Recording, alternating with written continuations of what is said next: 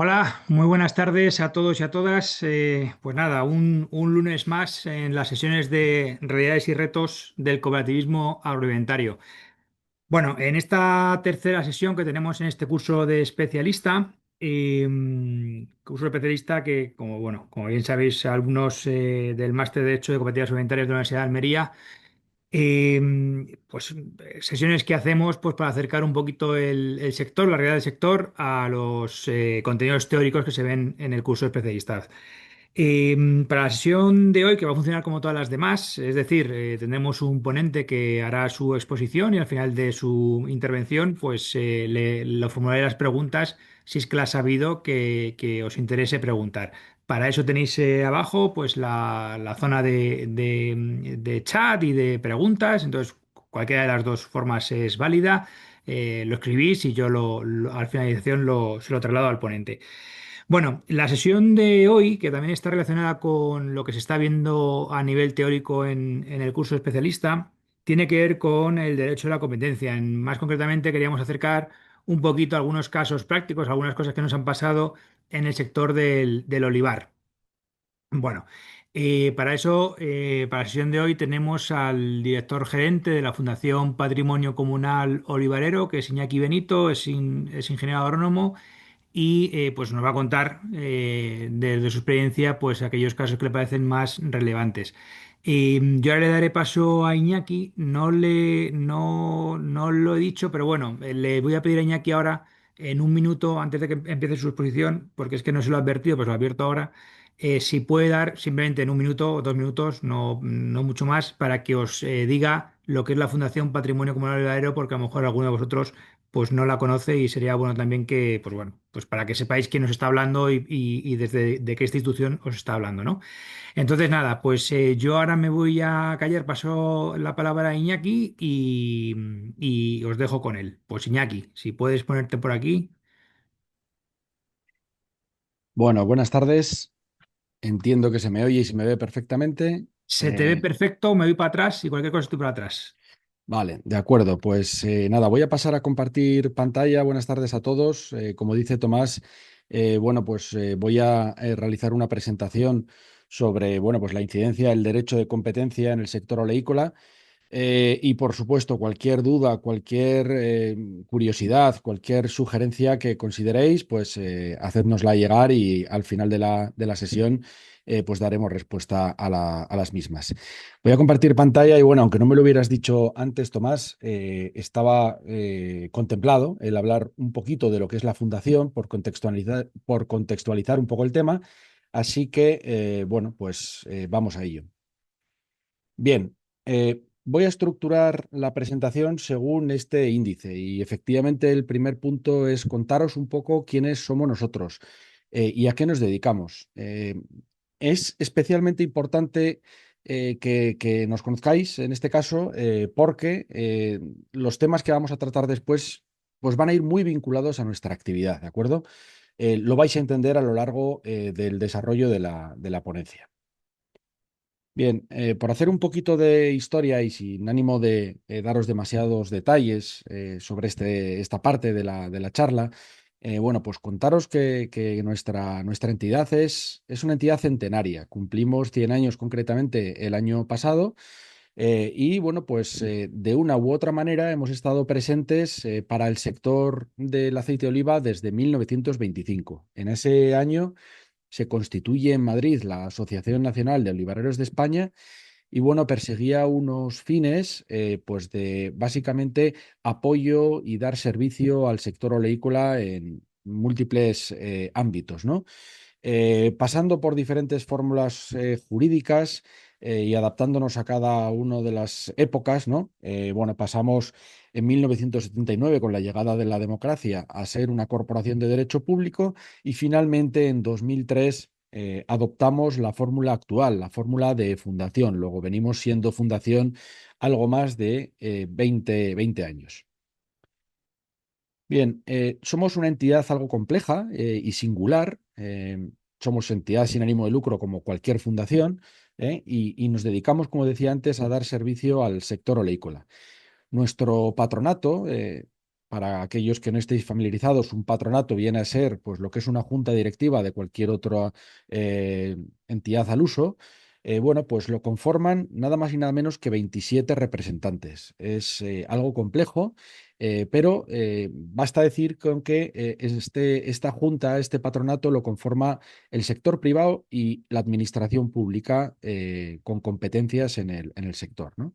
Entonces, está representado tanto la rama de la producción, la rama de la transformación, la rama de la comercialización, todos los eslabones de la cadena del sector, más luego, bueno, ministerios de Agricultura, de Comercio, Junta de Andalucía, etcétera. ¿Vale? O sea que somos, bueno, pues un órgano muy, muy completo y muy singular. ¿A qué nos dedicamos? Bueno, pues nuestra principal actividad, y esto va a tener relación con lo que vamos a ver después, es el mantener una red de almacenamiento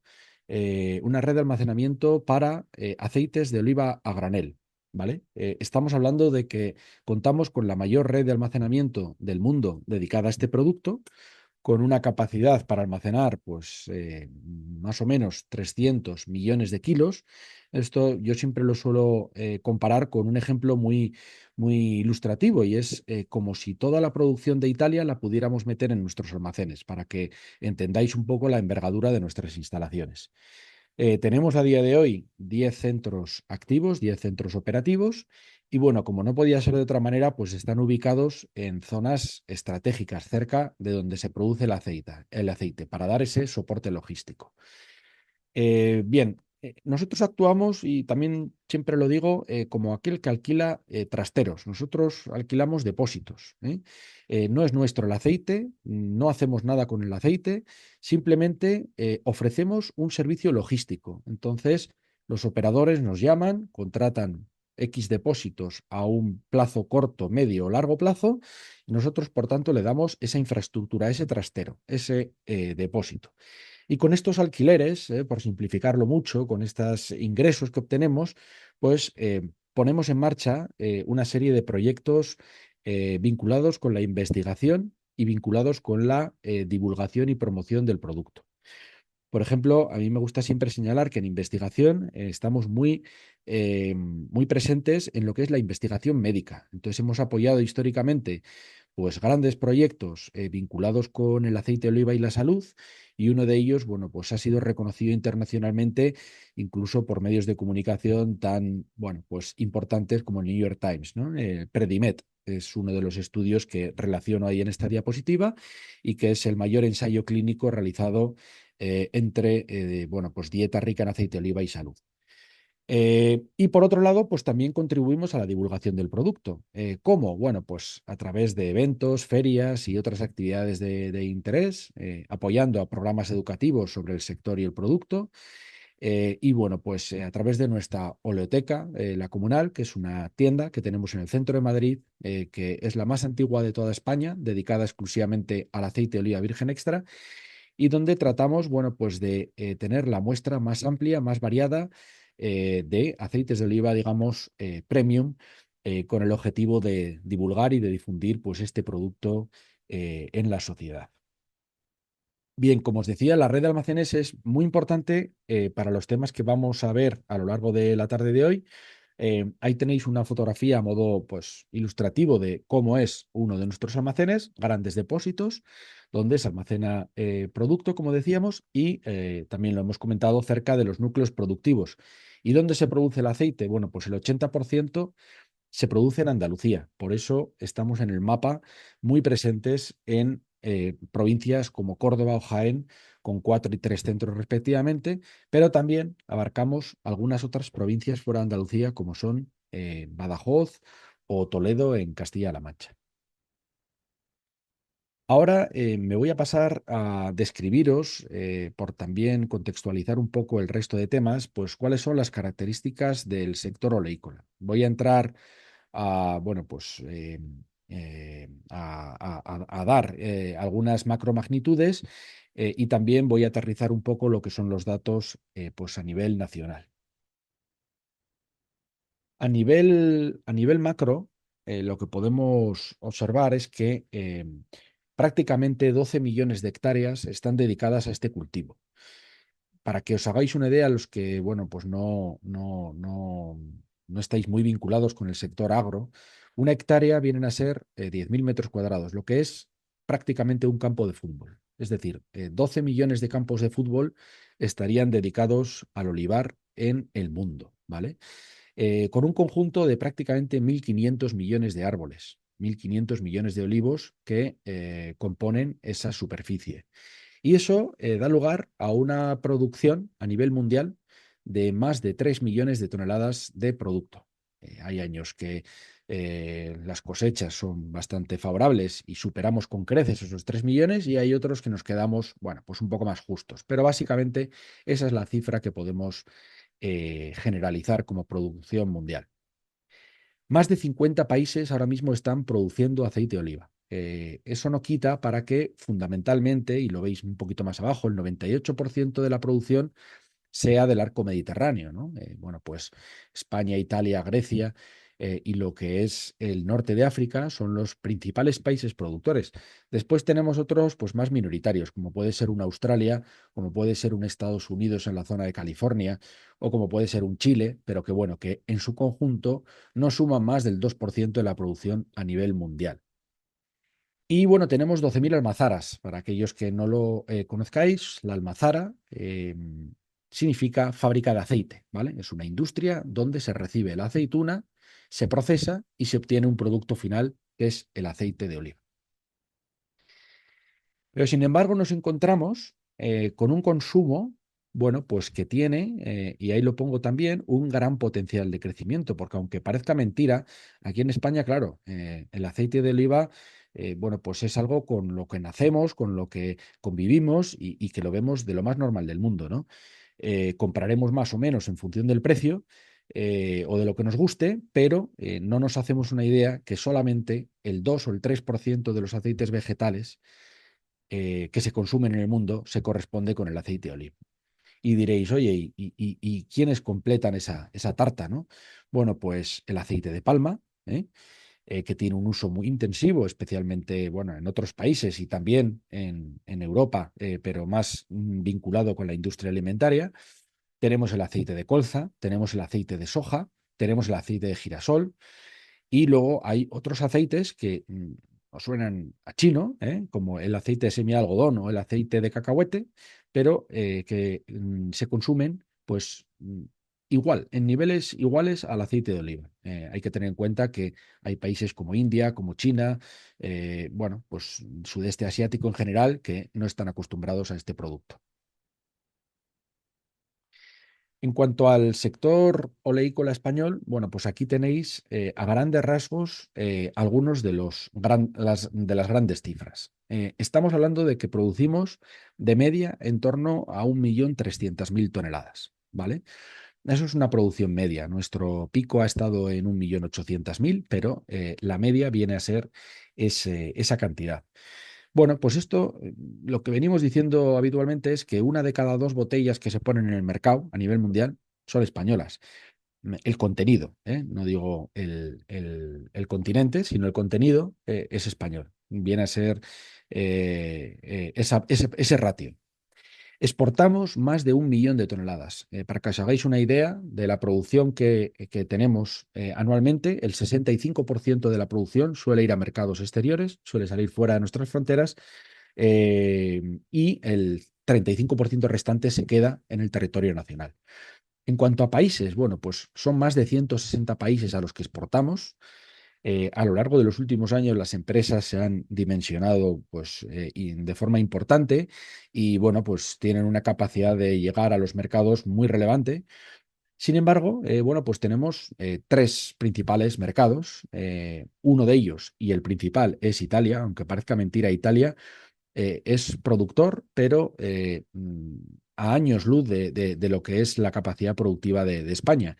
Y entonces, ¿qué es lo que tiene que hacer? Tiene que comprar aceite de oliva fundamentalmente español, que es la despensa de aceite de oliva del mundo, para cubrir con sus compromisos, tanto nacionales, para abastecerse a sí mismos, como con sus clientes internacionales, con sus mercados internacionales. Estados Unidos es un mercado muy, muy atractivo. ¿Por qué? Porque, bueno, son casi 400 millones de habitantes, eso para empezar, porque hay un buen poder adquisitivo, porque hay una cada vez mayor preocupación por la salud y porque de momento el consumo per cápita es de 1 litro persona año. Luego, si tenemos en cuenta que en España consumimos en torno a 10 litros persona año, hay mucho margen de crecimiento y es uno de los mercados en los que nuestras empresas ponen el foco. Y después Portugal. Portugal también necesita cubrir sus compromisos con Brasil fundamentalmente importando producto y lo obtiene de España. Bien, entonces, bueno, con los datos que habéis visto de España, pues no cabe duda que tenemos una influencia en el mercado europeo y mundial pues muy, muy clara, ¿no? Y luego hay otro dato pues, muy importante para lo que vamos a comentar y es el protagonismo del sector cooperativo. Hay que tener en cuenta que en España tenemos 1.800 almazaras, 1.800 fábricas de aceite, de las cuales el 50% más o menos son de naturaleza cooperativa. Y oye, pues mira, está muy repartido, las cooperativas y las almazaras privadas, ¿no? Pero, sin embargo, las cooperativas tienen una capacidad productiva mucho mayor. Entonces, estamos hablando de que las 2/3 partes del aceite de oliva que se produce en España viene de cooperativas. Y bueno, y tiene una relevancia social, pues, clarísima, ¿no? Es un importante generador de empleo y riqueza, como digo, en zonas rurales, es motor fundamental para la economía local y bueno, pues donde hay olivar no hay despoblación, ¿no? Y efectivamente lo uno con esa importancia socioeconómica en España, como decía, tiene un papel clave en la lucha contra la despoblación y hay que tener en cuenta, bueno, pues que son 250.000 explotaciones las que se dedican al cultivo del olivar en el total de España, es decir, bueno, perdón, el 70% ubicadas en Andalucía y el 65% del total de las explotaciones agrícolas andaluzas se destinan a este cultivo. Por tanto, bueno, estamos hablando de un cultivo con un protagonismo y con una importancia socioeconómica pues muy relevante. Sigo con las grandes cifras, más de 350.000 agricultores, empleo agrario, se dedican al cultivo del olivar, más de 15.000 puestos de trabajo en la parte industrial y el valor de nuestras exportaciones que puede superar, depende del año, pues incluso los 4.000 millones de euros. Por tanto, bueno, pues es un sector que tiene una importancia y un impacto muy significativo en la economía española. Aquí os muestro una gráfica para que veáis un poco cuál ha sido la evolución de este sector, de este cultivo y de este sector. Esta gráfica contiene datos de los últimos 20 años y lo que mide son la superficie dedicada a este cultivo. Bueno, pues como veis, esta curva es ascendente y la verdad que esta tendencia no se frena, no se frena. Fundamentalmente porque las hectáreas en regadío, las hectáreas con disponibilidad de agua, van cada vez más en aumento y hemos pasado prácticamente al doble en 20 años. Pasábamos de unas 475.000 hectáreas en 2004 y ahora estamos ya por encima de las 900.000 hectáreas. No es así en el secano, que se va quedando, bueno, pues un poquito más eh, al margen, aunque representa la gran parte de la superficie, pero el tema de la rentabilidad aquí también está muy comprometida. Una explotación en regadío es mucho más rentable, es mucho más productiva y por tanto rentable que una explotación en secano. Por tanto, bueno, pues las nuevas explotaciones, la nueva olivicultura, bueno, pues apuesta claramente por el regadío. Aquí tenéis dos fotografías que me gusta mostrar porque son la antítesis dentro de un mismo cultivo, ¿no? En la fotografía de la izquierda tenéis a un cultivo pues tradicional, clásico de muchas regiones, pues como la propia Castilla-La Mancha, aunque se va transformando. Eh, a la derecha veis todo lo contrario, una explotación, una finca de olivar en súper intensivo, que como veis está totalmente mecanizado, ¿eh? Luego la mano de obra no viene a ser un problema. Y además aquí tiene unas ventajas añadidas, y es que imaginaros que esas máquinas, que son cosechadoras cabalgantes, el trabajo que pueden hacer en 12 horas. En 12 horas pueden, bueno, perfectamente cosechar una finca de una gran superficie, mientras que en la otra finca, en la que veis a la izquierda, pues lógicamente ahí dependes de una mayor mano de obra, lo cual no es fácil en el sector agro, y por otro lado, bueno, pues una eficiencia mucho menor. En cuanto a la parte industrial, bueno, pues nos encontramos con mucha atomización, ¿eh? A pesar de que ha habido movimientos en los últimos años importantes de integración y de consolidar empresas pues de ya de un cierto tamaño, todavía nos encontramos con muchas almazaras y muchas envasadoras, un número muy semejante, de en torno a 1.800, y bueno, pues concentradas fundamentalmente en el sur de España. Por tanto, bueno, ¿qué caracteriza al mercado? Pues en primer lugar, tenemos una producción muy variable, que ahora lo vais a ver de una forma más gráfica. ¿Por qué? ¿A qué se debe? Bueno, pues por un lado a un término muy utilizado en el sector, que es la becería, y es que el olivo que da sus frutos un año, al año que viene, pues está agotado y bueno, pues hay una escasez de cuajado de aceituna y por tanto hay una variación en la productividad de ese olivo. Y por otro lado, y la característica más importante es la variabilidad climática. Estamos sujetos a sequías, a épocas de lluvias, bueno, pues a una variabilidad climática que también implica una variabilidad en las producciones. Por otro lado, ya lo hemos visto, consumo mundial en el torno del 2-3% total de las grasas de origen vegetal y lo acabáis de ver en la diapositiva anterior, una rentabilidad pues que depende muy mucho del tipo de explotación o explotaciones que estemos considerando. Hay una amplia horquilla de costes según la tipología de cada explotación. Como podréis entender, la fotografía de la derecha es mucho más eficiente, tiene unos costes por hectárea muchísimo más reducidos que la explotación de la izquierda. Bien, ¿y cómo funciona la oferta y la demanda en este sector? Bueno, como hemos dicho, hay una variabilidad muy importante de la producción que genera también unas grandes fluctuaciones de precios. Entonces, bueno, estamos muy condicionados por el clima, es un poco lo que venimos diciendo, y el desarrollo de las nuevas plantaciones, pues lo que hace es que la producción también vaya progresivamente en aumento. Pero para que veáis un poco cómo son las oscilaciones en la producción de España y la producción mundial. Bueno, lo primero, a mí me llama la atención de esta gráfica el acompasamiento que tiene la producción de España con respecto a la producción mundial. La producción de España, que es la línea azul, tiene unos altibajos que prácticamente se replican en lo que es la producción mundial. Es decir, lo que España hace importa muchísimo en el mundo. Pero aquí veis dos casos especialmente llamativos, como de un año a otro hemos pasado de 618.000 toneladas a 1.781.000 toneladas. O sea, nada más y nada menos que un incremento de un año a otro del 188% de la producción. O, por el contrario, en esta última serie, de 1.491 millones de toneladas a 665.000 toneladas. Esto se traduce en un decremento del 125%. Entonces, esta volatilidad en las producciones, pues lógicamente produce una volatilidad de los precios en origen muy, muy alta. Aquí tenéis cómo se han comportado los precios desde el año 2002 hasta lo que llevamos de 2026. Bueno, hasta ahora no habíamos conocido, estamos hablando de precios en origen, es decir, precios en el primer eslabón, ¿vale? Pero fijaros que nunca se había superado la barrera de los 4,2 prácticamente hasta que ocurre, bueno, pues lo impensable en el mes de finales de 2022, durante todo el 2023, se alcanzan picos incluso de 9 euros por kilo de aceite.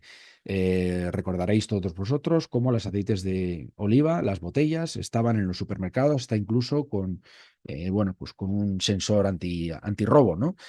Bueno, pues ¿se debe a qué? Pues que hubo una sequía tremenda durante el año 22 y 23 que se tradujo en una de las producciones más bajas de los últimos 25 años. Y por tanto, bueno, pues ante una demanda más o menos constante, la oferta pues era muy reducida y por tanto el ajuste se hizo vía precio. De ahí hemos bajado a niveles pues algo más razonables, que bueno, pues a día de hoy están registrándose entre los 3 y los 4 euros kilo, ¿vale? Pero, como digo, esta volatilidad en las producciones lo que genera es una volatilidad en los precios tremendo y también, bueno, pues unos precios de venta al consumidor que son difícilmente entendibles muchas veces. Y entonces lo que vemos necesario es que existan medidas para reequilibrar ese mercado, para adecuar lo que es la oferta a la demanda, ¿no? ¿Y qué es lo que tenemos? Bueno, pues por un lado, podríamos pensar, pues oye, si el consumo a nivel mundial es de un 2-3%, todavía hay mucho margen para incrementar ese consumo. Por tanto, pues incrementa la comercialización, ¿no? Hace esfuerzos para llegar a más países o de una manera más intensiva. Y bueno, ya se hace a través de la promoción, no solo marquista, las propias empresas pues desarrollan sus campañas promocionales, sino también, bueno, tenemos una entidad que es la Interprofesional del Aceite de Oliva, que reúne a todo el sector y que, bueno, con unos fondos del propio sector, pues desarrolla campañas de promoción a nivel nacional e internacional que buscan eso precisamente, ¿no? Fomentar pues el aumento del consumo y bueno, pues el llegar a más y más hogares. Bueno, eso sería una de las vías para tratar de lograr una estabilidad en los precios, ¿no?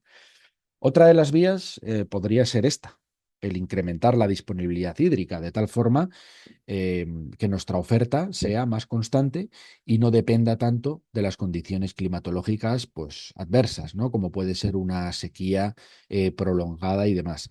Pero para eso, bueno, pues es necesario un consenso político, es necesario pues un desarrollo de un plan, bueno, pues muy importante, ¿no? Para dotar de infraestructuras a todas las zonas productoras y bueno, no se antoja fácil, no se antoja fácil ni cortoplacista.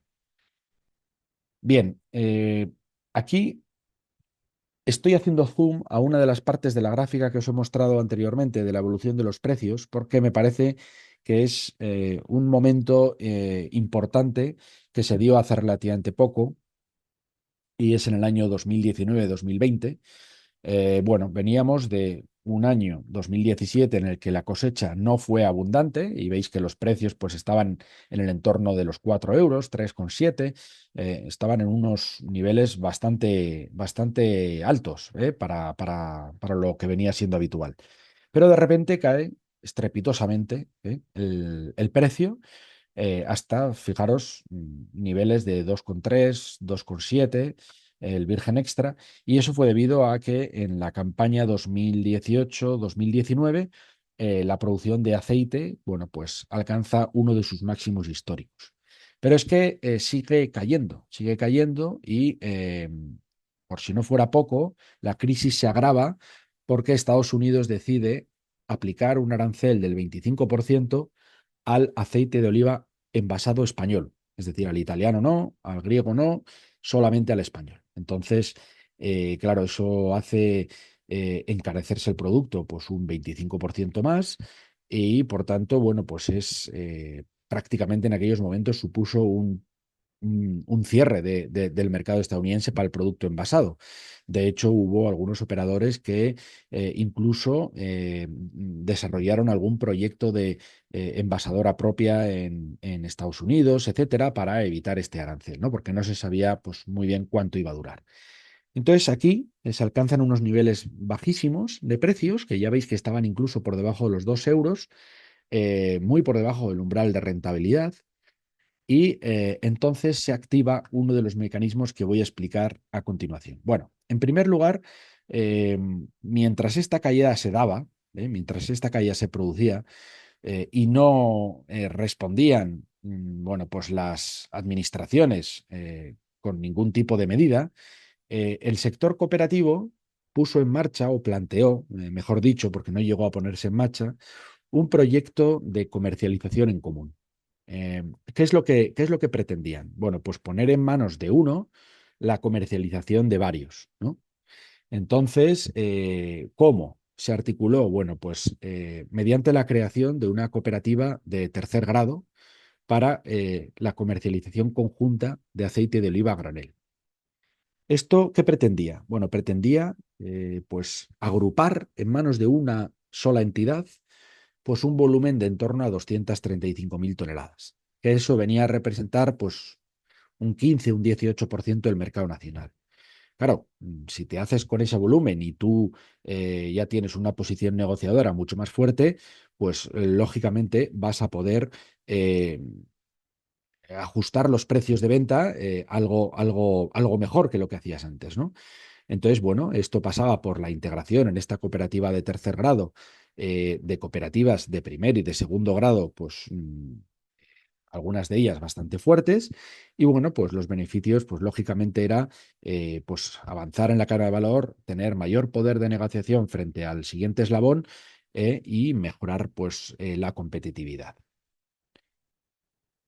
Bueno, este proyecto lo presentamos a la Comisión Nacional del Mercado de la Competencia eh, y bueno, pues lo que tratábamos de plantear es que era un proyecto compatible con la normativa europea de competencia porque básicamente la cuota de mercado era relativamente reducida. Estábamos hablando de en torno a un 15, un 18% del total del mercado y por tanto no se nos podía considerar, digamos, como un cártel. ¿M? Y aparte de eso, bueno, la normativa de cooperativas, pues lógicamente daba amparo a ese grupo cooperativo, a esa integración de cooperativas en una de ulterior grado. Bien, ese proyecto piloto no prosperó o mientras, digamos, estaba gestando, se activó y voy a empezar a hablar de una de estas tres medidas, se activó el artículo 17 del Reglamento 1308/2012. Es el artículo que hace referencia al almacenamiento privado. Me explico. Este reglamento es el reglamento de la Organización Común de los Mercados y, bueno, pues en su artículo 17 contempla al aceite de oliva como uno de los sectores sobre el cual se puede tomar alguna medida de intervención o de regulación, que en este caso consistiría en un almacenamiento privado por parte de los operadores. Voy a tocar primero este artículo y luego ya iré progresivamente hablando de los otros dos. ¿En qué consiste el almacenamiento privado?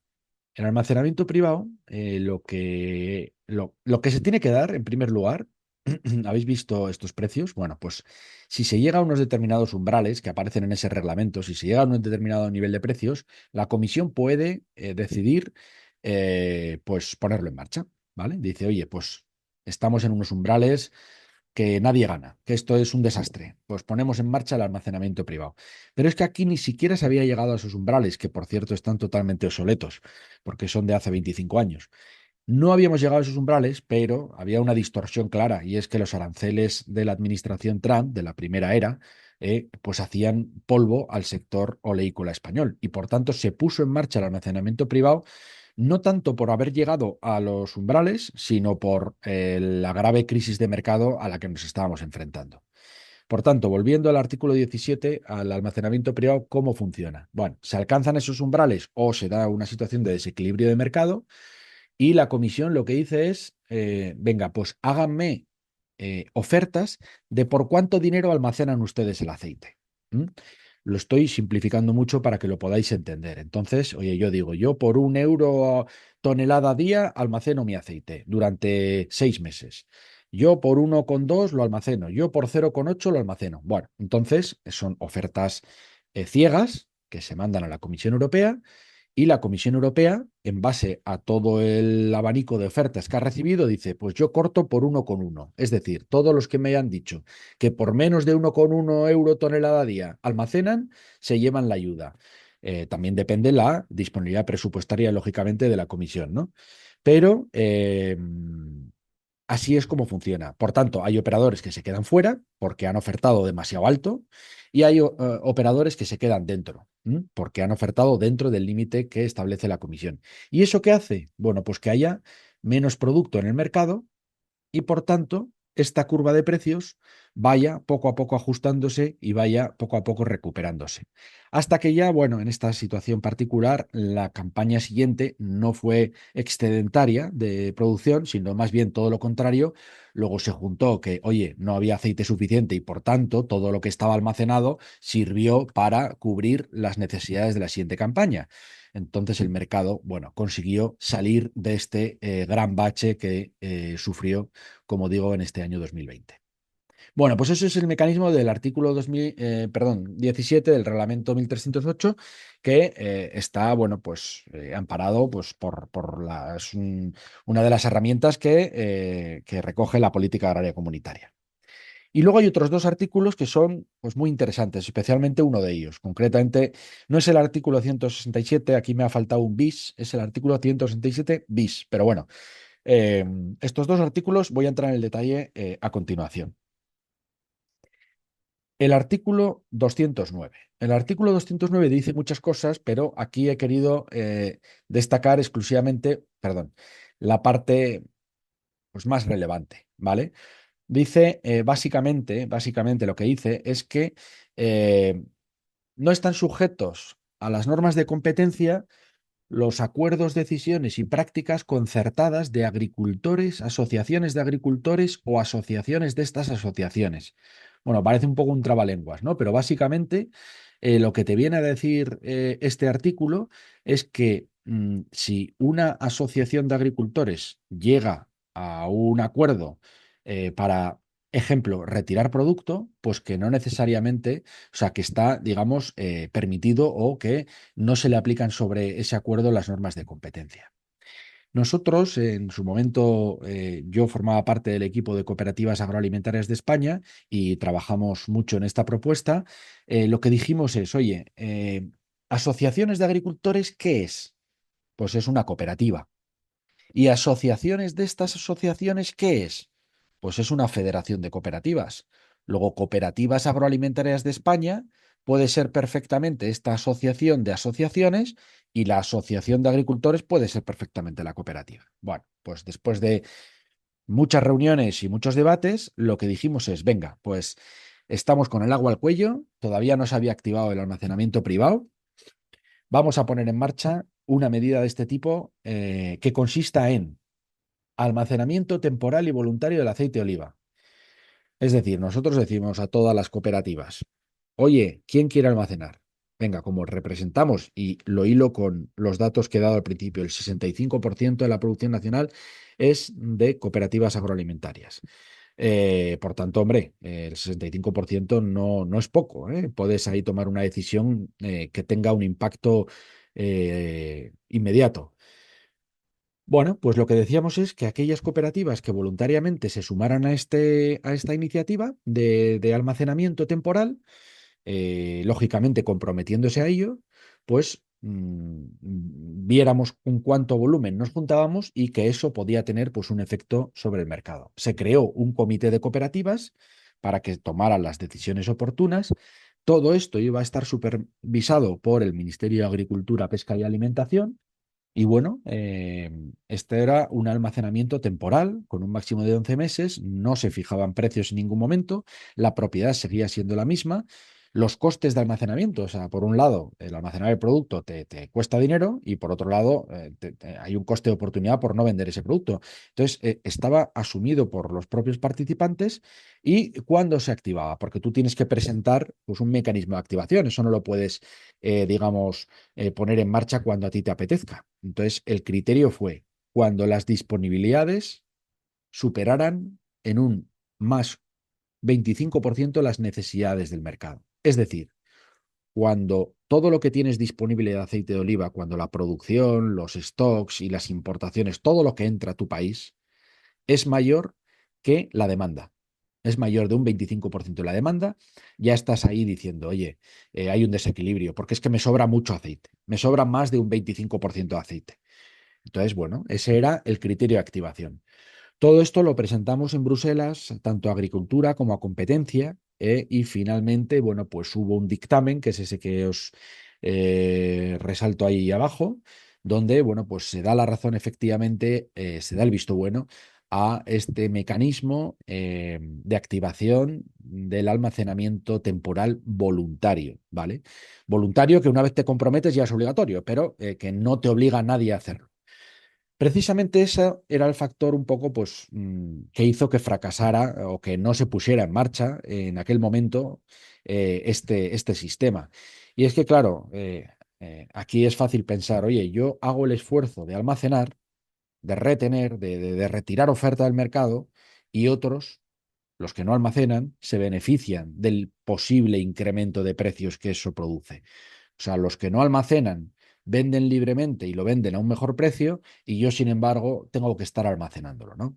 Bueno, pues es un mecanismo de dudosa eficacia, pero que está ahí para cuando la situación es pues verdaderamente crítica.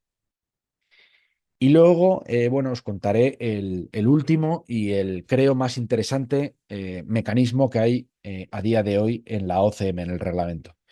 Os he hablado del almacenamiento privado. El almacenamiento privado, como digo, solo se activa en caso de alcanzarse unos umbrales de precios bajísimos, inimaginables hoy en día, y totalmente obsoletos.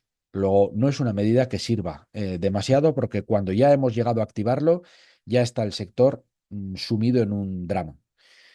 El artículo 209, que como digo, es yo retiro para que otro se beneficie. No parece que sea la mejor medida. Y este, también después de muchas peleas, bueno, pues se hizo análogo o muy parecido al que existe, al 167 que existe, que es de aplicación para el vino. Este BIS es de aplicación para el aceite de oliva y el 167 sin el BIS es de aplicación para el vino. El artículo lo que viene a decir es que los Estados miembros productores pueden establecer normas específicas de comercialización para regular la oferta.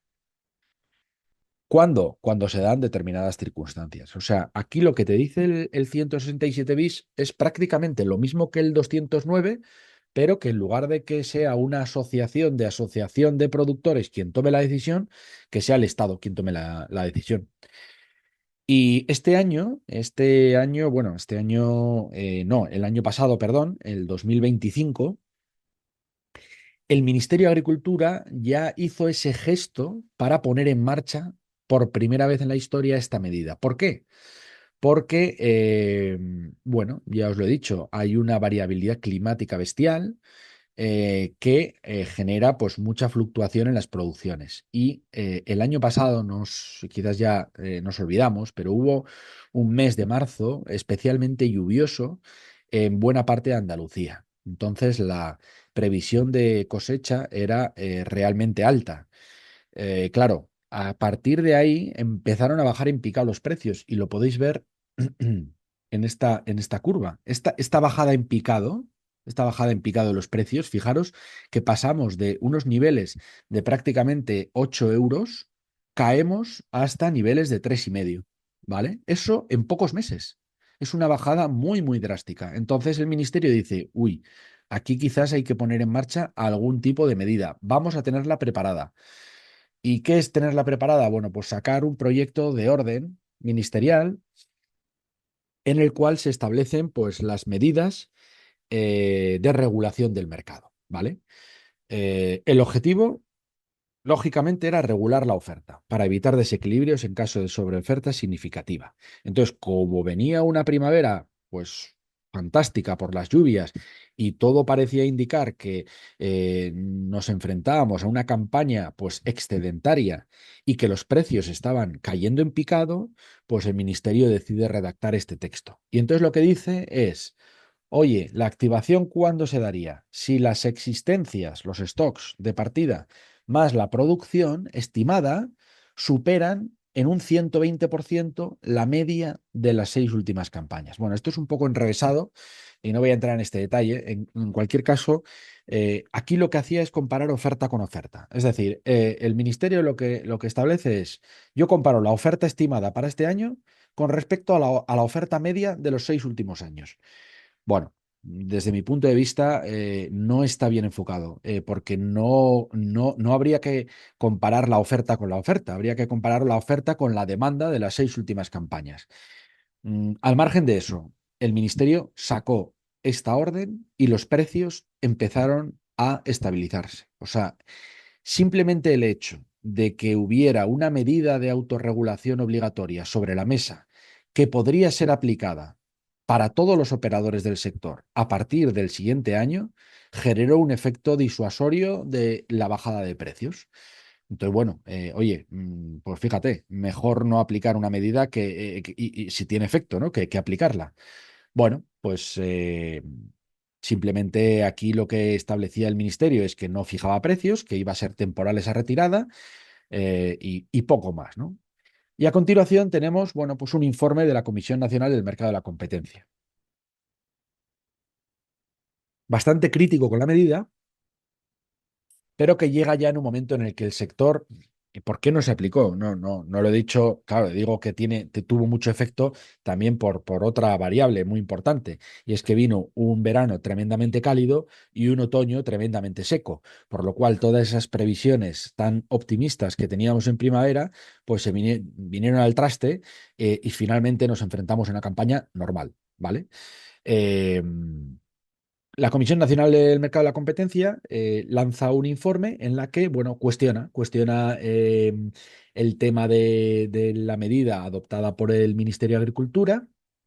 ¿Por qué? Porque, bueno, pues plantea que puede haber una posible incremento de los precios al consumidor, que eso desincentiva pues lo que es la mejora de calidad, porque lo que retiras el aceite es un producto que va perdiendo propiedades con el paso del tiempo. Entonces, bueno, vienen a decir bueno, pues que la calidad se vería afectada, una reducción artificial de la oferta y bueno, y hace una serie de recomendaciones principales.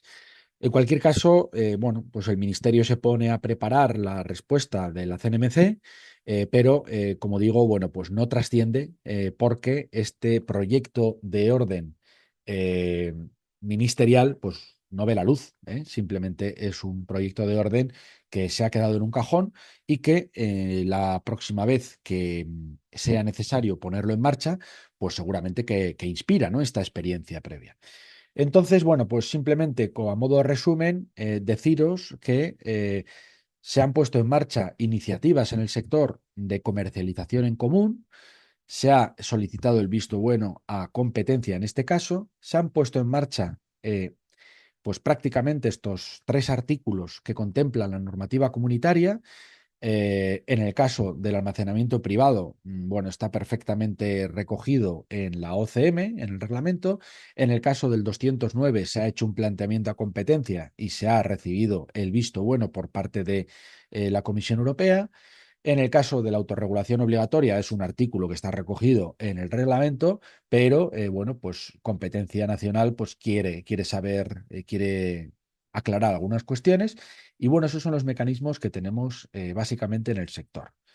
Eh, el papel de la fundación, bueno, pues después de haber hablado de estocaje, después de haber hablado de esas oscilaciones en producción y demás, pues os podréis imaginar que nuestro principal papel es ese, el de actuar como reguladores de mercado, ¿no? O el de servir, siempre decimos que somos el colchón de seguridad del sector, ¿no? Cuando no tienes capacidad para vender o tienes que retener producto, pues oye, tienes una herramienta única que son unos almacenes a disposición tuya para poder, bueno, pues ajustar y reequilibrar esa oferta y esa demanda en el sector. Así que, bueno, por mi parte voy a dejar de compartir. No sé si habréis hecho alguna pregunta, pero yo encantado de responderos. Vale, pues oye, Iñaki, muchísimas gracias por la exposición y por el repaso que has dado a todo el sector. Y no, nuestros alumnos de hoy no han formulado ninguna cuestión a través del chat, o por lo menos yo no lo veo. Así que si no hay cuestiones del alumnado, pues nos despediremos aquí y sin más. Solamente recordar, antes de despedir a Iñaki, recordaros a todos y a todas que la próxima sesión la tendremos dentro de un mes, creo que es el 18 de mayo, si no me equivoco, el próximo lunes que tenemos sesión de redes y retos, con temas en aquella momento estaré viendo temas de integración y de fusiones, pues os traeremos un caso práctico de una cooperativa que esté en algún proceso o que haya tenido algún proceso de fusión o integración y demás. Pues sin más, oye, pues despedimos la sesión de hoy. Muchas gracias, Iñaki, por la exposición y nada, Muy bien. hasta pronto a los demás y buenas tardes a todos. Muchas gracias. Hasta luego.